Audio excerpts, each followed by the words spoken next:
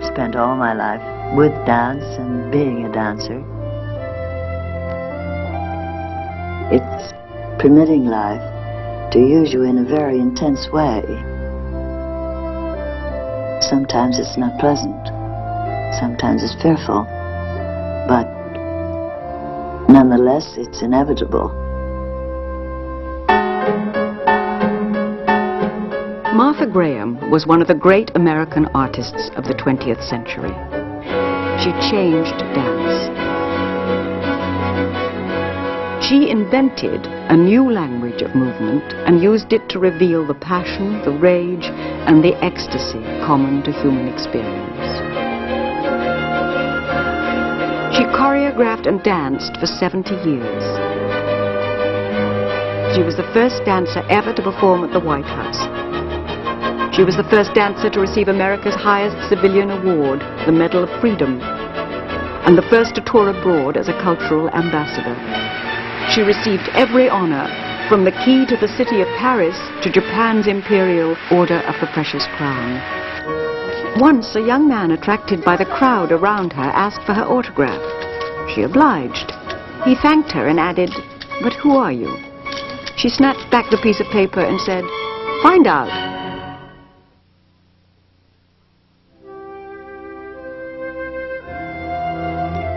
Her story began in the dark, sooty steel town of Allegheny, Pennsylvania, on May 11th, 1894.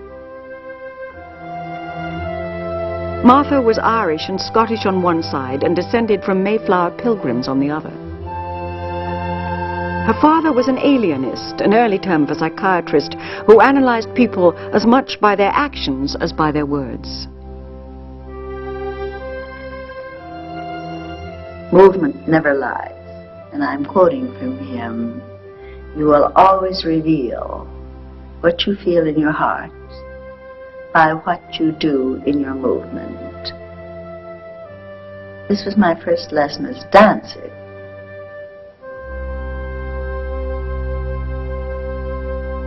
Martha was the eldest of 4. She considered her sisters beautiful, herself plain. In her dream world, she longed to be beautiful and wild. Well, I always wanted to go on the stage. I knew that there was a magic someplace in the world that had to do with a stage.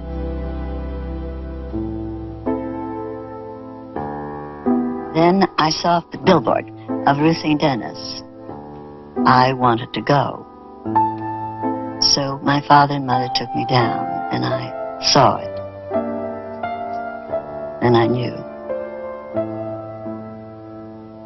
In the summer of 1916, the awestruck Martha Graham enrolled at the Denishorn School in Los Angeles. The legendary dancer Ruth St. Dennis and her husband Ted Shawn had founded the first professional school of dance in America. Martha wrote, "Everyone there has just one great passion, the passion to create beauty." The atmosphere was infectious.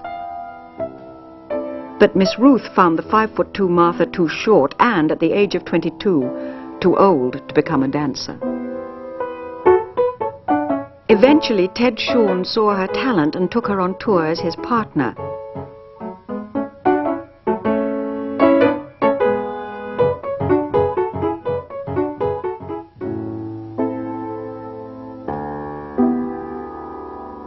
Martha later said of Miss Ruth, "She opened a door, and I walked into a life." When she was 29, Martha was asked to join the Greenwich Village Follies. The Broadway producer wanted to add class to his show. Martha had been struggling to support her family since her father's death. So when she was offered $350 a week, a fortune in those days, to do her Denishorn dances, she accepted. She was a smash hit, an overnight star.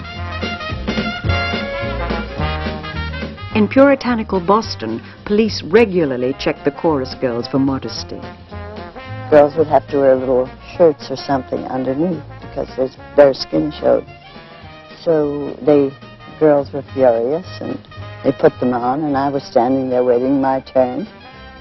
And one man said, "So, well, what about her?" And a great big burly policeman said, "No, she doesn't have to. She's art." The showgirls were jealous of her popularity and called her the princess. But she knew she wanted something more. Martha Graham wrote these notes when she was in her 20s. I wonder if I will ever be great enough to have interesting memories. I can take care of the success part, but it takes the gods to make me great, I suppose.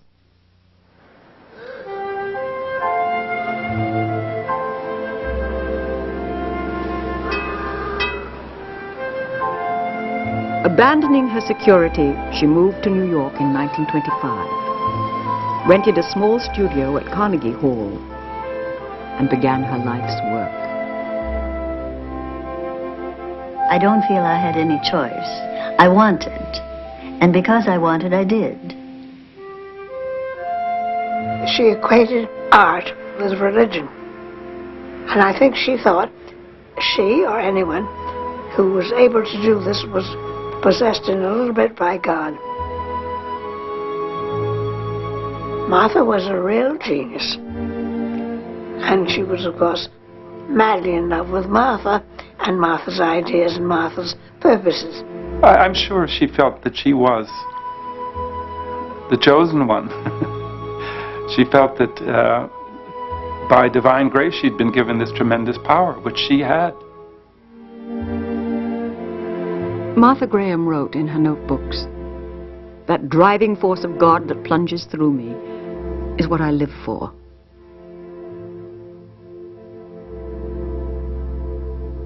Louis Horst, pianist and composer, followed Martha to New York. They had met and fallen in love when he was music director at Dennis Shawn. He had been bowled over by Martha's blazing intensity. "I am her wall," Louis said. An artist needs something to lean against. He would remain at her side for more than 20 years as mentor, lover, composer, and taskmaster. Louis constantly pushed Martha to do more, to be more. I remember once here in New York, I showed him a dance. He said, "Martha, it's awful." I said, "But Louis, you're killing my soul." He said, "If it is going to die, it's best it die now."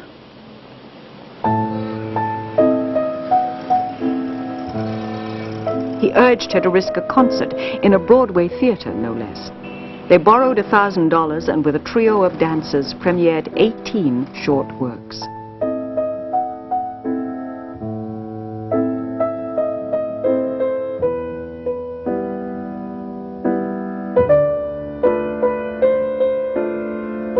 Martha dances as a Greek figurine come to life. And, of course, they were very derivative, those dances. They couldn't be anything else. Some of them are pretty awful. Just dreadful.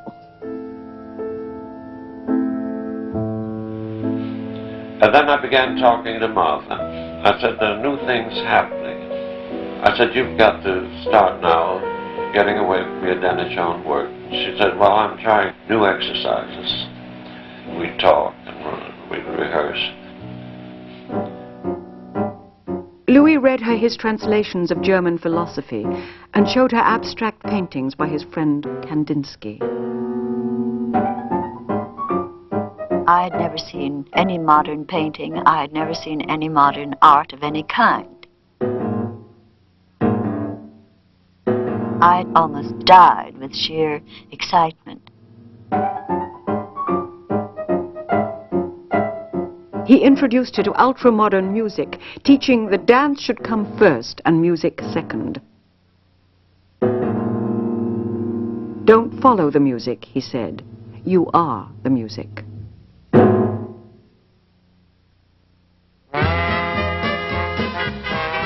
In the late 1920s, dance could be found in the Broadway musical,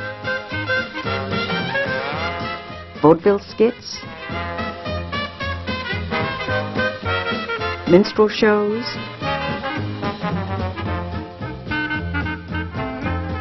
and ballroom exhibitions.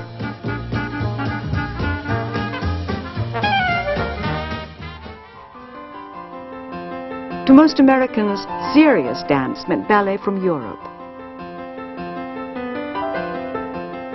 Ruth St. Denis's exoticisms, the Greek interpretations of Isadora Duncan and her Isadora bells. Martha spoke an entirely different language, protesting, stark, and American.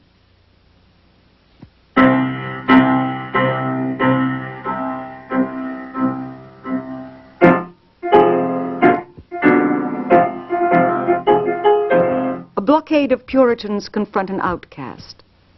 Martha struggles against them.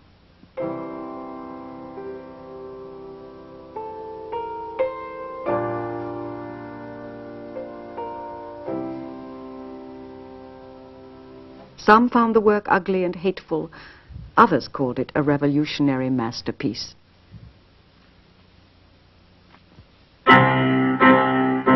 Martha wrote, "We are all of us unique. Each a unique pattern of creativity, and if we do not fulfill it, it is lost for all time."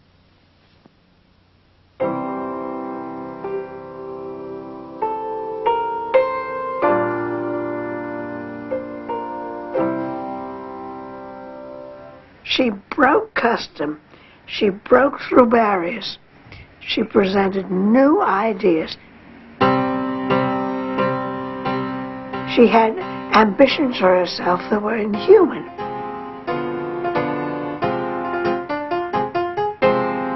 That you must never compromise.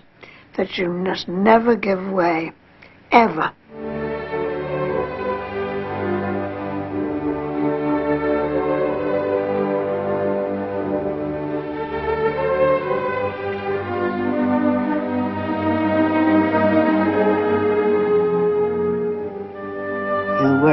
You do what you know, you experiment with movement until you find some little secret language which speaks for your body and for your heart.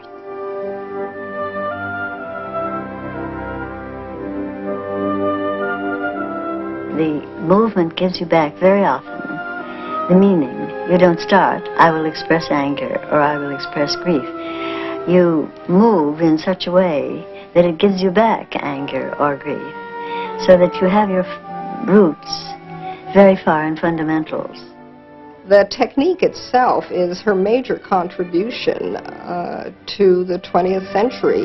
You may or may not like her work, but you have to recognize that she rediscovered or invented a way of moving that became the only other codified dance technique outside classical ballet to endure.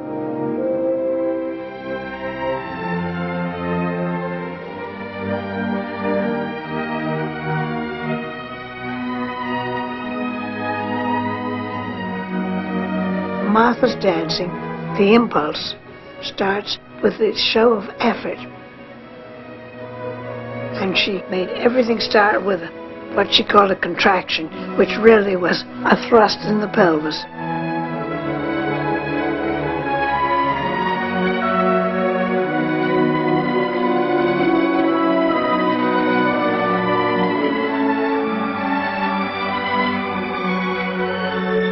And it was animal, and it was strong, and it was direct and candid. Movements came just stark, out of the body, as though it had never happened before.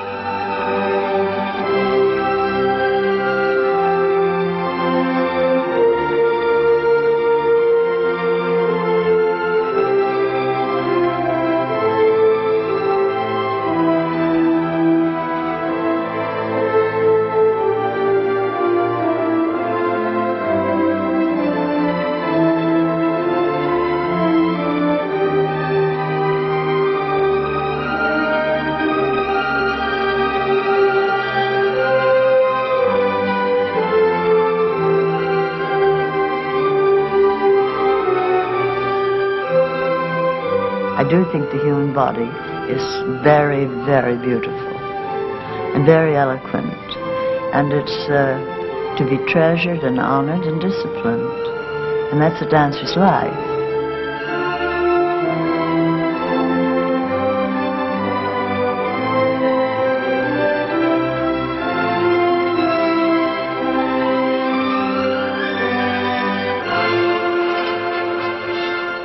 I think one of the things that fascinated me the most about Martha Graham was that the theater community was at her feet, and I loved that.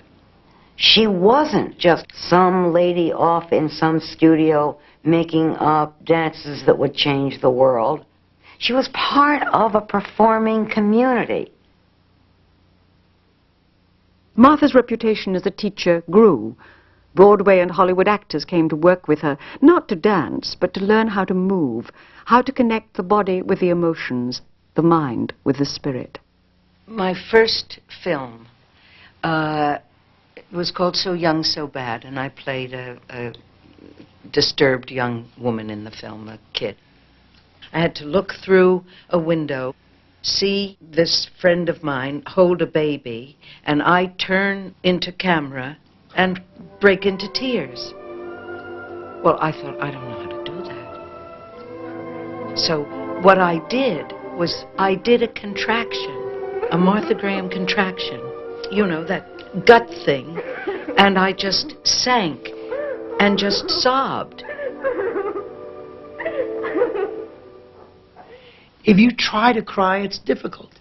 But if you're playing the emotion and the situation, which is what Martha said, you're playing the situation and the circumstances, that'll flow. It'll flow out of you.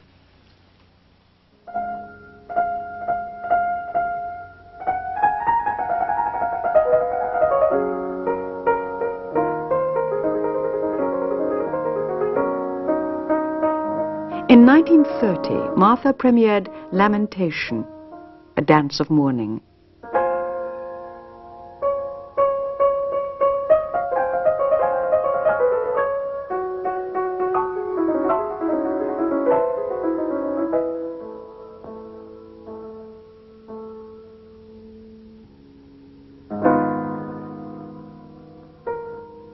In this rare footage, she stretches inside her costume as if it were her own skin.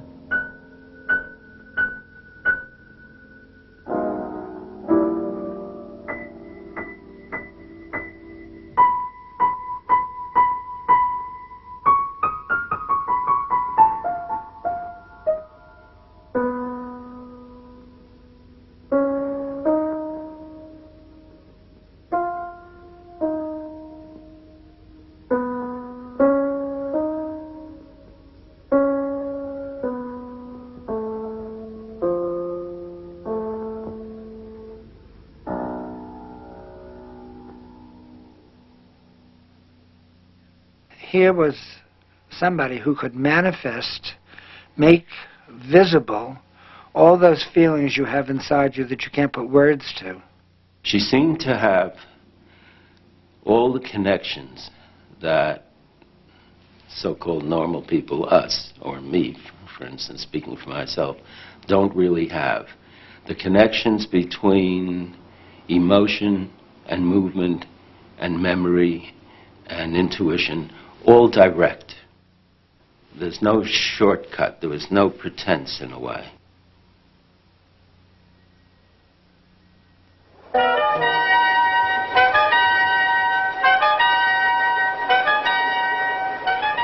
Throughout the Depression years, Martha toured America with Louis and her company. She had first crossed the continent at 14 when her father moved the family from Pennsylvania to California. The journey stayed with her all her life.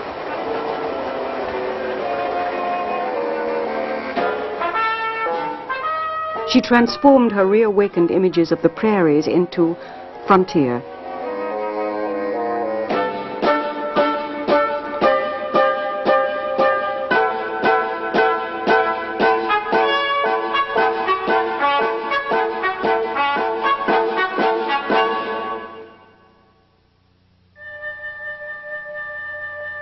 The girl is seeing a great landscape, untrammeled. It's very different from anything that is Puritan. It's not puritanical at all. It's the appetite for space, which is one of the characteristics of America. It's one of the things that has made us pioneers.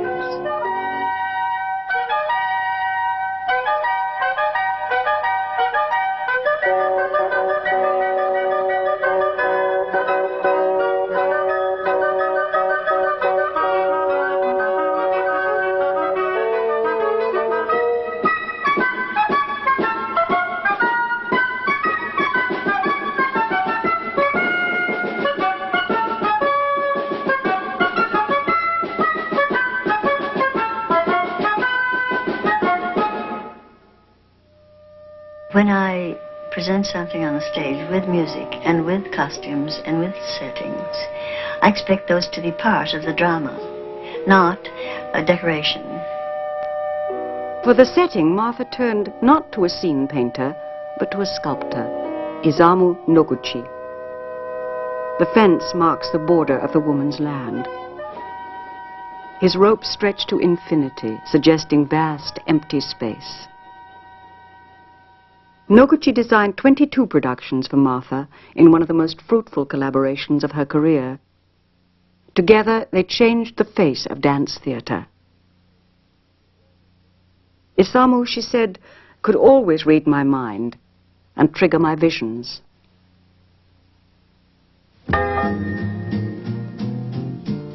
Martha Graham was a woman whose style was larger than life. Even when she was off stage, and certainly when she was on, she never stopped projecting. I think she took her face and made a mask of it that could telegraph all the way to the top row of a theater. She was glamorous. Who was basically more glamorous? Look at those early photographs. I'm arrogant and I'm vain, and I don't mind admitting those things because I know they're true. Martha's fame was growing. Vanity Fair contrasted Sally Rand, the nude fan dancer, with Martha, the serious artiste. The New Yorker published a profile of her. So they asked me what I thought was the center of the stage. And I said, well, the center of the stage is where I am. Second for Santa Claus, first for me. The ultimate in fame came when Martha was a mystery guest on a wildly popular radio show, Truth or Consequences. To all you who've written and telephoned and wired asking me if I was Miss Hush, the answer is yes, I am Martha Graham. That indeed helped make her a household name. I mean, people used to go to the theatre to see Miss Hush. Not Martha hated it, but she capitalized on it. She had to be fashionable. She had to be on everyone's lips. It was essential for her to get the large sums of money she needed to create.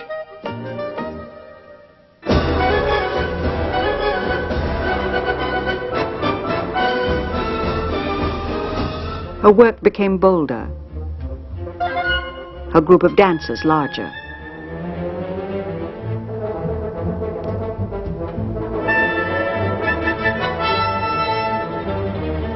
The gathering storm in Europe intensified Martha's social consciousness.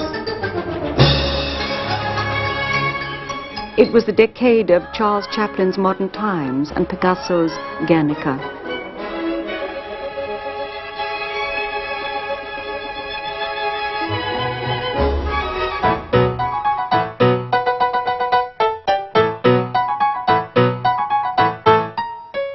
Louis had remained a constant in Martha's life.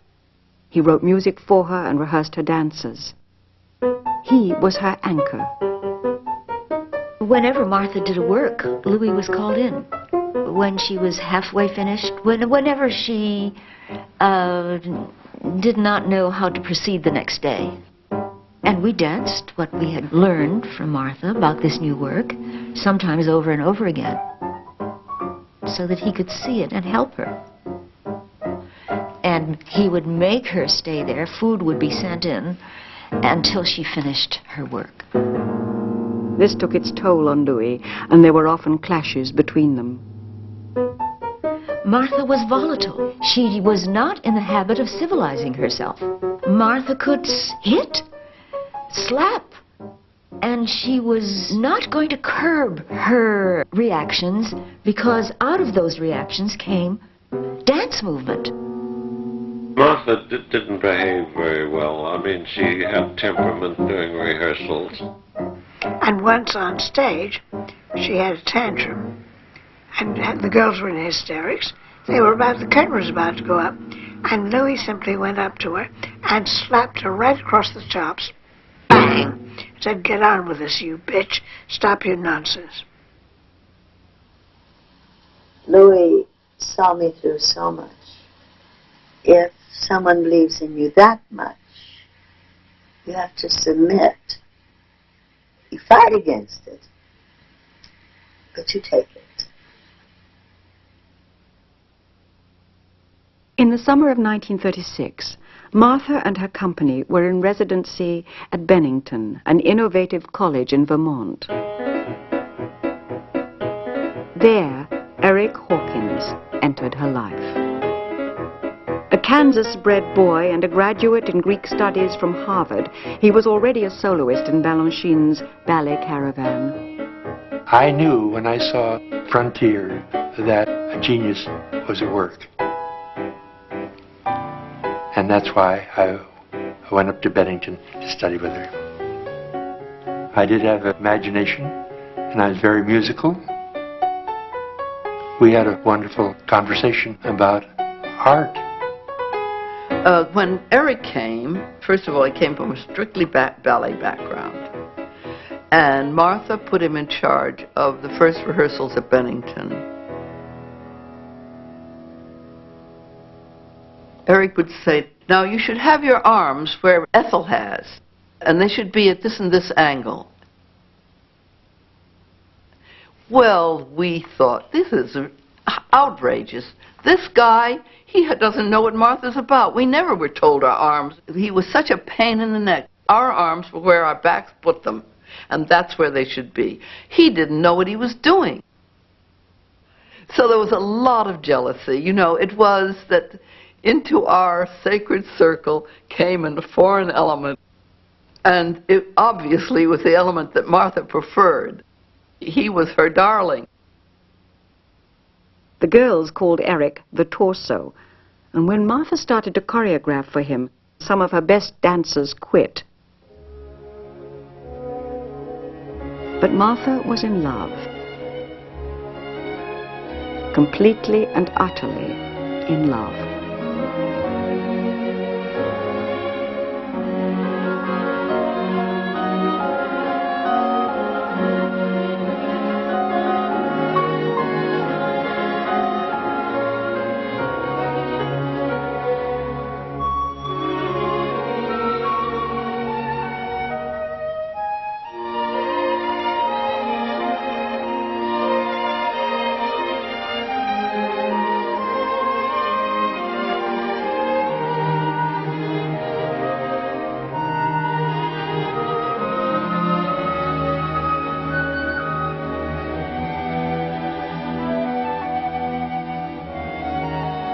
Martha Graham was 44.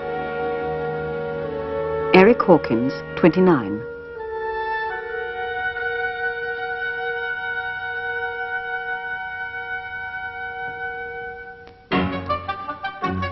Martha's dance language changed.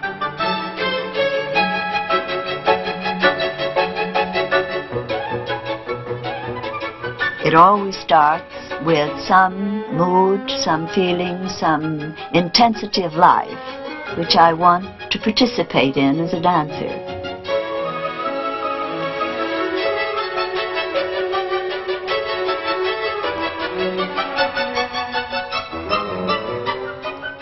Eric had a strength, and against Eric she could be feminine and lovely and beautiful. She was very much in love with Eric Hawkins at the time. That and all that was part of her dance life as well.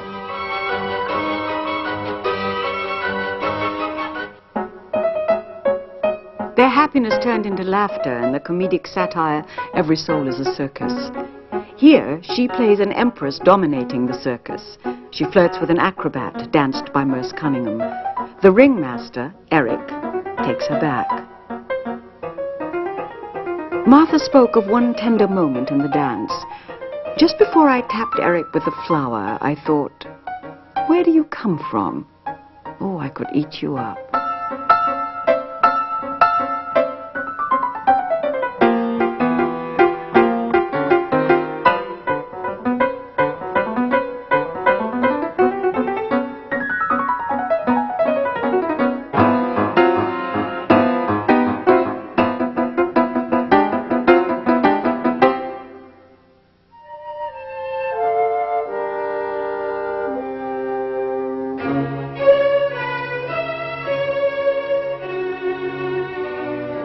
Love in Martha's life culminated in her most lyrical and most popular work, A Simple Portrait of a Quaker Marriage.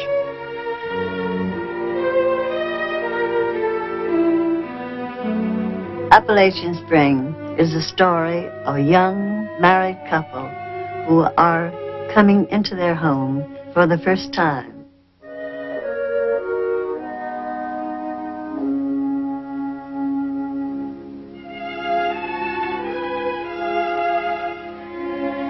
Here, Martha, age 65, recreates her role as the bride, dancing with Stuart Hodes as a young husband-man, the role she originally created for Eric.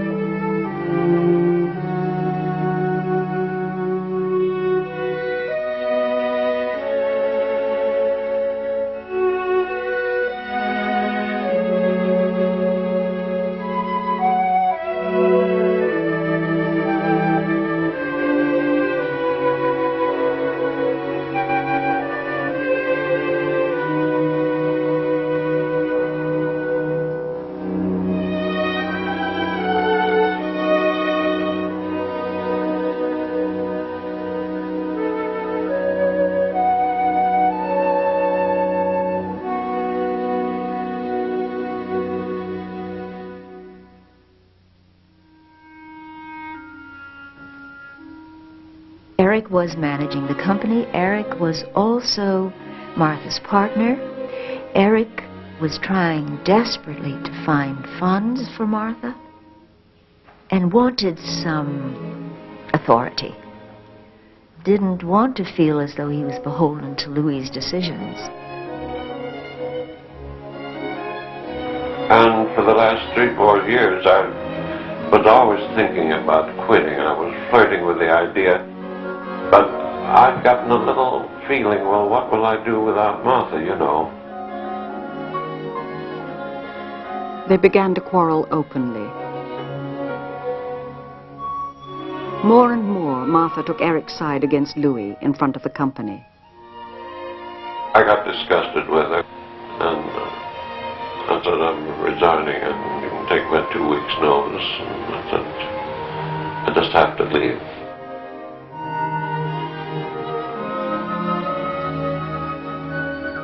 Martha was stunned at losing Louis after 22 years of friendship and creative collaboration.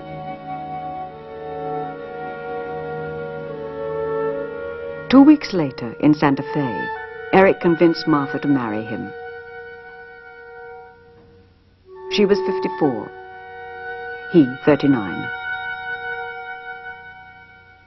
Well, you couldn't warn Martha, you couldn't say anything to her, but all her friends were very worried indeed. And she walked straight into the trap that greatly gifted women are apt to walk into when they fall in love. The man can't stand the inferior position. To keep from being totally overpowered, Eric urged her to mine his field, the Greek classics.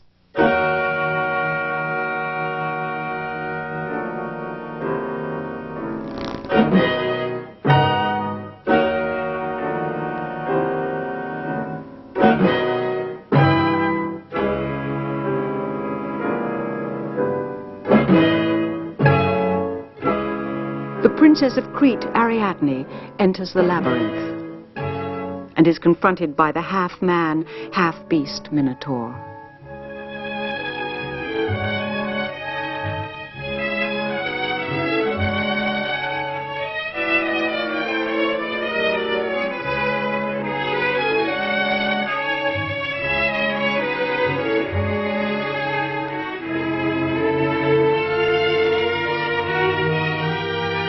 This dance has a special significance for me because it was a conquering of fear in my own life.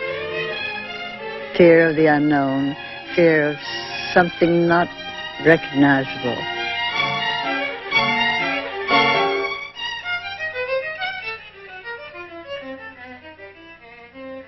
She lived out a lot of her personal needs in her work. They related definitely to Martha's interior. And she had this incredible ability to tap that and fearlessly find a movement language to reflect it. That was what was extraordinary. She was not afraid of this monstrous side of herself. And on the stage, she formalized it and made it into these amazing movement images. Because after all, what you do dance is the state of a man's being. And of course, sometimes it happens to be about a subject we don't like to recognize in ourselves.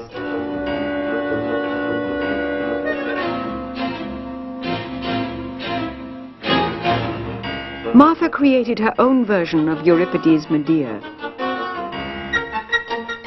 Consumed by hatred towards her faithless husband, Medea devours her own entrails.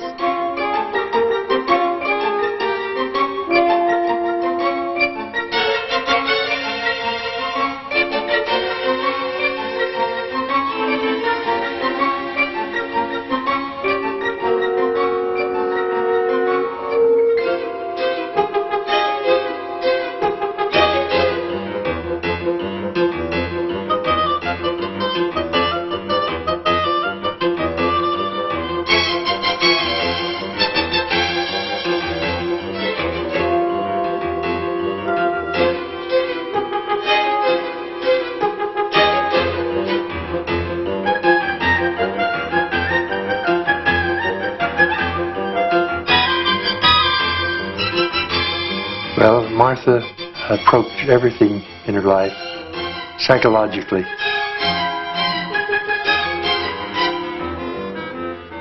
Martha thought that to be an artist, she could indulge in her private emotional storms.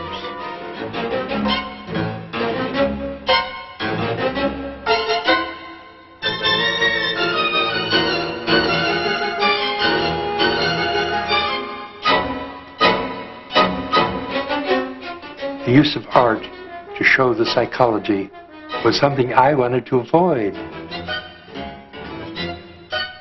If she had just gone on the way she had done in some of her early works, they were life-giving. And they were glorious. I could see that he was as eager to do his creative work as he was to be in her creative work. And since they were partners, he had the privilege of doing that, and she let him do it. For the summer of 1950, Eric arranged a tour to Paris and London, where he hoped to escape being Mr. Martha Graham. It was the opening night. Right in the middle of her dance I was doing with Martha, I saw her pain. So, late next day, the knee was swelled up twice the size. We went to several doctors there. Well, I knew Martha couldn't dance on that. She had to go down on her knee. But I said, "You can't dance. Let's cancel the performances." She went into a fit. The torn cartilage in her knee forced them to cancel the tour. I don't think Martha ever understood that I made a decision for her sake to protect her. In London, Eric left her and returned home alone. Martha said, I was no longer useful to him. Our differences were just too much.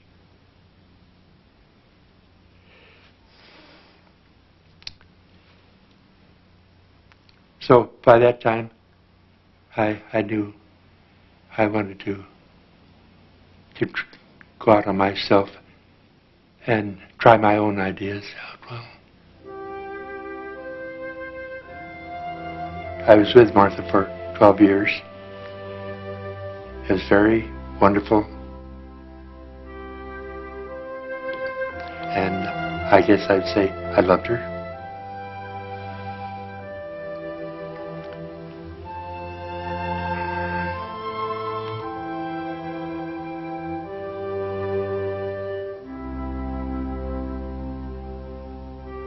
Martha retreated to the southwest.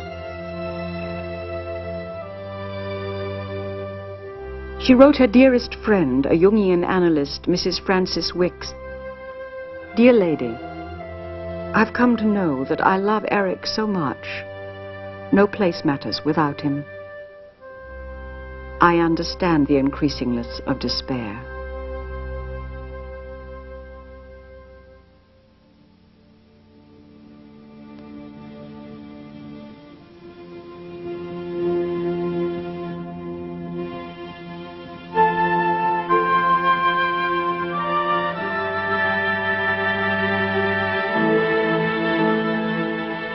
Martha found comfort in her work and fought her way back.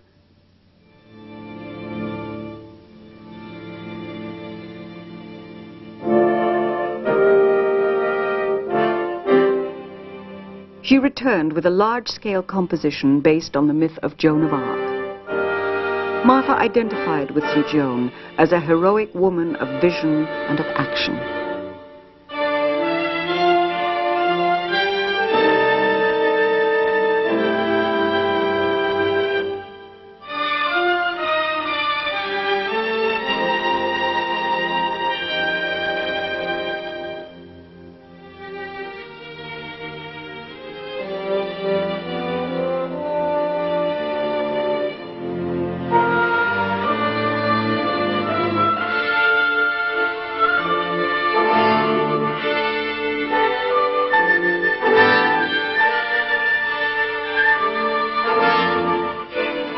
Martha wrote, she is forever the symbol of the triumph over the oblivion that is death.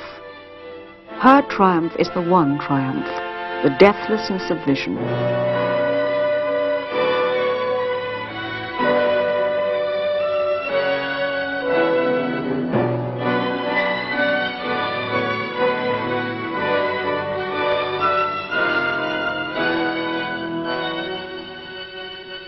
Martha's life was her work. There was no other life. Martha didn't have time to develop close friendships. That takes time and energy. She didn't have it.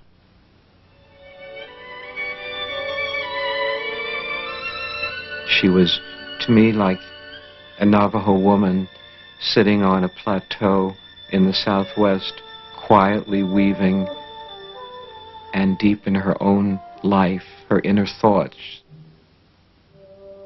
She had a vision of what she was to do, which was a blessing for her, and it animated her into life, but she kept spots and places of her completely private. No one would ever understand them, and that was not rejecting anyone, it was not remoteness, it was just as she was.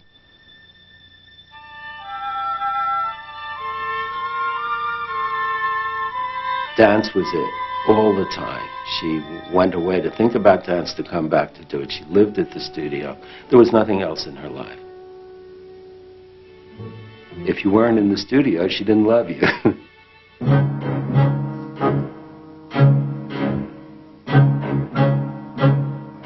At 64, Martha astounded the dance world with her dark and complex Clytemnestra, a 3-act dance drama based on Aeschylus' Oresteia.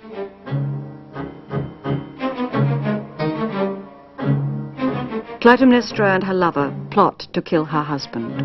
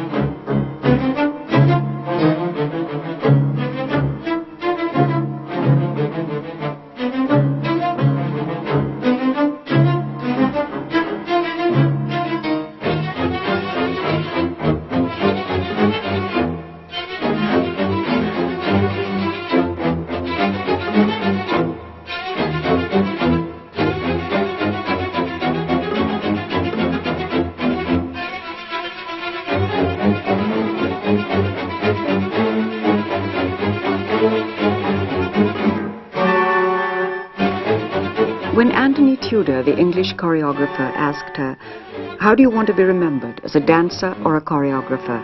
Martha answered, "As a dancer, of course." Tudor looked at her and said, "I pity you."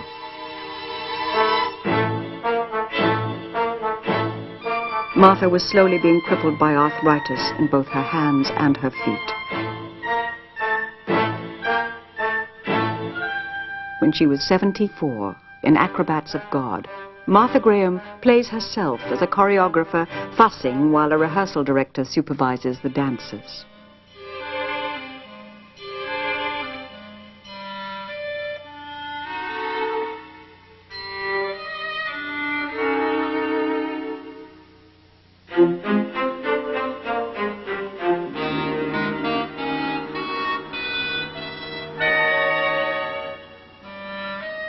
Martha very seriously was coming to grips with the fact of whether she could dance anymore, whether she could be on stage. She had to know that she was dancing a little too long and that it wasn't great. She'd do odd things on stage, get her hand right in your face sometimes. There were surprises that she didn't want.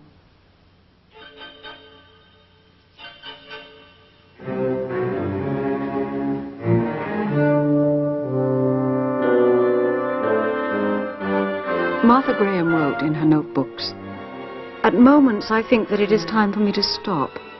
I think of Malamet's image of the swan who stayed too long in the winter water until the ice closed around his feet and he was caught. I wonder sometimes if I have stayed too long."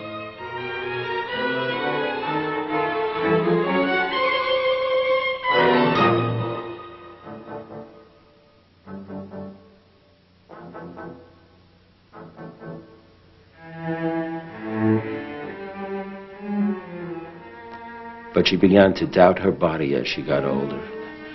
She would start to drink, and sometimes too much, so that she would lose control.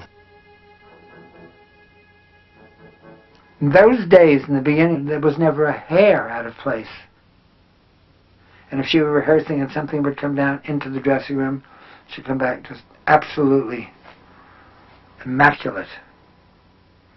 And towards the end, it was very difficult to rehearse because she would come so drunk. The hardest thing for her, more than any choreographer, was not to relinquish dancing, but to sit in the wings and watch young people made up to look like her dancing with a man looking like Eric in a dance she loved doing, and she's sitting there, torture.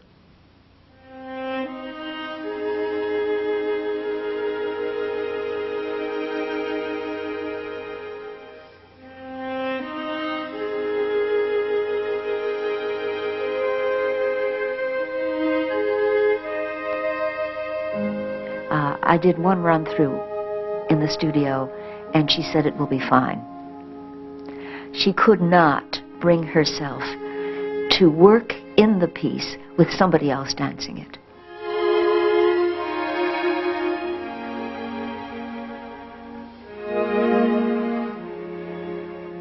And the day of my performance in New York, she said, "You must know that this is the worst day of my life."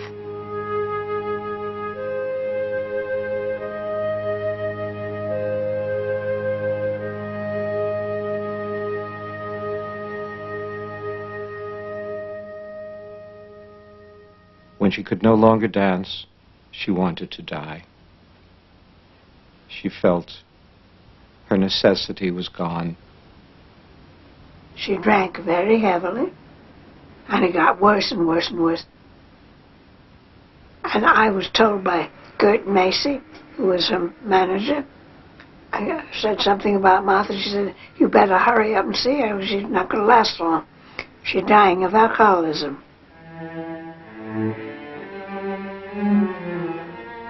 Martha said, "I know that the anonymity of death has no appeal for me. It is the now that I must face. What is there for me but to go on? That is life for me."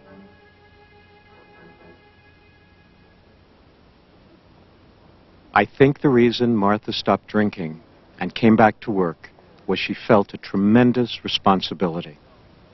She felt the responsibility to attempt to see if her legacy could continue. She knew if she didn't, it would be gone.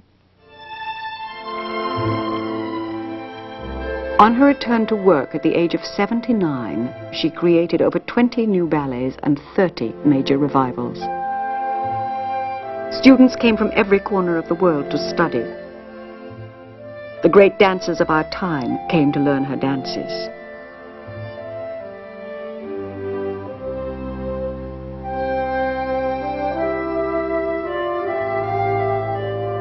I've received so much from the world, good things and bad things, and I've had people to work with over a period of years whom I treasure. It is my debt, and in a way, it's, as Emily Dickinson said, this is my letter to the world.